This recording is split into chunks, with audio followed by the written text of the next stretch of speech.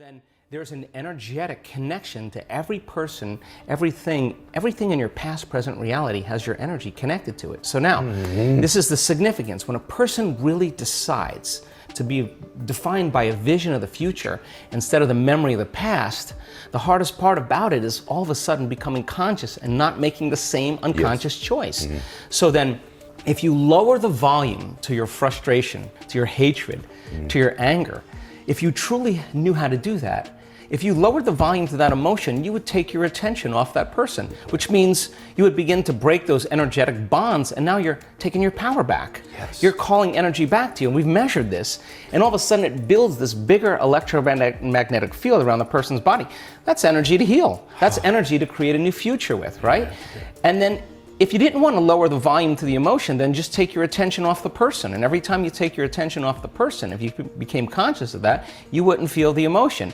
Now the body, though, has been addicted to that emotion because you're using that person to reaffirm your addiction to hatred or frustration. And if that person died, you'd find another one. So then here you go now. So now you're in a position now where you begin to lower the volume to that emotion, and the body's going, wait a second, you've been doing this for the last 20 years, and all of a sudden you're just going to stop hating? And the body says, well, I've been conditioned this way, and conditioning is based on the past. So when the body feels the lack of that emotion, just like a drug addict, it says, hey, you're off schedule here. So now the body starts influencing the mind to think about experiences that are embossed in the brain that are based on that emotion. So the emotion now is causing you to think. And the majority of our thoughts and feelings are connected to our sexuality, to our victimization, our guilt, our suffering, our shame, our unworthiness, our self-doubt, or our importance, our control, our fear, our anger, our frustration, our hatred, our judgment. Those are the first three hormonal centers in the body. And those first three centers have everything to do with survival. And those centers are energy consumers.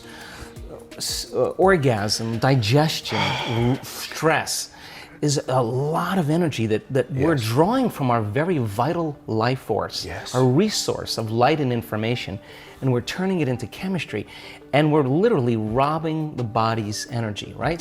So then living like that for the short term is okay, because the body can move back to homeostasis, it can restore itself, but whether you think you can control it or not, you're going to have a panic attack. And the panic attack is the body saying, you've conditioned me this way. Try as you may with your conscious mind to control it.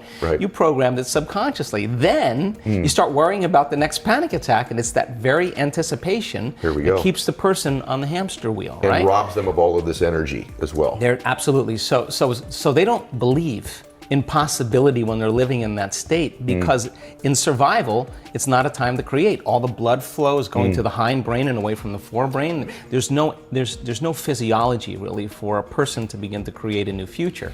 So think about it. So then 70% of the time, people in the world are living anticipating the next moment based on their past moment. And so they're laying reality down moment by moment with the next known, the next predictable moment. And so the hormones of stress endorse the senses. Our senses become heightened when we're under stress, and we become materialists. We narrow our focus on the danger.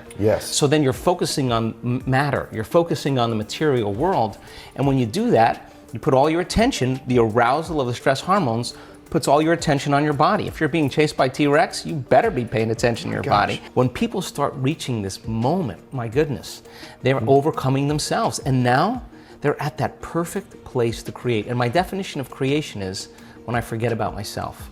That's when you're free. So some people can do it because they've practiced it. Other people can't get beyond the addiction of a certain emotion. That means their body is still their mind. So then if you're sitting in a meditation and your body's throwing the kitchen sink at you and saying, Ed, you're a loser, you're never gonna change, this is too hard, why don't you quit? And you're aware that that's your body doing that, and you say to your body, we're gonna sit here and we're gonna sit in this fire, and I'm gonna keep applying the formula, and your brain starts running to all the emails you have to do, and you become aware of that, and you return back to the present moment, and you tell the body it's no longer the mind, that you're the mind. Now your will is getting greater than that program, and there's a liberation of energy, and every time you do that, that's a victory.